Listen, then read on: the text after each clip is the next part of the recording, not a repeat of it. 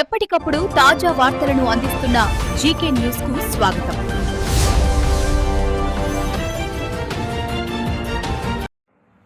మరి ఎంతో మంది పారిశ్రామిక దిగ్గజాలు ఈ రాష్ట్రంలో ఒక ప్యానల్ బోర్డులో టాటాస్ కానీ జిందాల్స్ కానీ చాలామంది ఉన్నారు. వీరందరూ కూర్చుని ఒక నిర్ణయం చేశారు. సీఎం చంద్రబాబు నాయుడు గారికి ప్రతిష్టాత్మక reformer of the year award ఇవ్వడం జరిగింది. ఇది చాలా గర్వకారణం. దీనికి కారణం 18 నెలల్లోనే రాష్ట్ర భవిష్యత్తును మార్చి 10.7 లక్షల కోట్ల పెట్టుబడులు తీసుకురావడం జరిగింది. అంటే ఎంతో నమ్మకం పెట్టారు. విజన్ 2047 మీద కానీ, చంద్రబాబు యొక్క దక్షత మీద కానీ, ఆయన మీద ఉన్న నమ్మకం మీద కానీ ఈ పెట్టుబడులు రావడం జరిగింది. ఈ పెట్టుబడులు రావడమే కాకుండా ఈ పెట్టుబడులు అన్నిటికీ క్యాబినెట్ అప్రూవల్ అవ్వడం, అదేవిధంగా వాళ్ళకి కావాల్సిన పర్మిషన్స్ అన్నీ కూడా ఒకేసారి తక్కువ సమయంలోనే ఇచ్చి పారిశ్రామికంగా పెట్టుబడులు పెట్టాలంటే ఆంధ్రప్రదేశ్ కరెక్ట్ అని ఒక నమ్మకం కలిగించిన నాయకుడు చంద్రబాబు నాయుడు గారు. అందుకే మరి ఈవేళ reformer of the year award Chandrababu Naidu గారికి ఇవ్వడం చాలా గర్వకారణం. సంతోషం కూడా, ఆయనకు అభినందనలు తెలియజేస్తున్నాం. అంటే ఒక మంచి ముఖ్యమంత్రి. అందులో ఈరోజు చంద్రబాబు నాయుడు గారు 77 సంవత్సరాలు.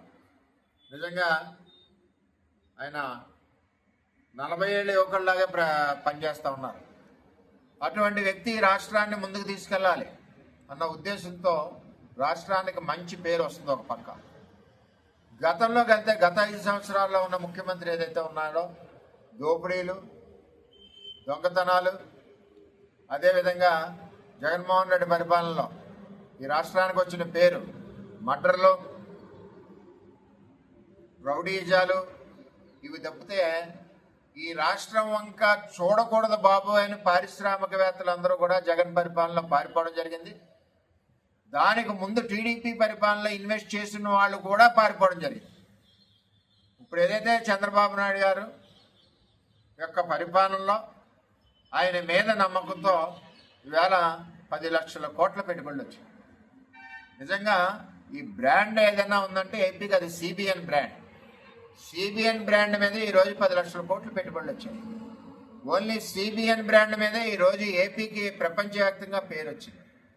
ఈవేళ మన దేశంలోనే ఏ ముఖ్యమంత్రికి రాని అవార్డు చంద్రబాబు నాయుడు గారికి మరి రిఫార్మర్ అవార్డు రావడం, అది కూడా పెద్ద పెద్ద కంపెనీ దిగ్గజాలు టాటాలు అవనండి, జిందాల్ అవనండి, వీళ్ళందరూ కూర్చుని నిర్ణయించడం, సెలెక్ట్ చేయడం ఒక సామాన్య విషయం అయితే కాదు. ఏ ముఖ్యమంత్రికి రాని గౌరవం.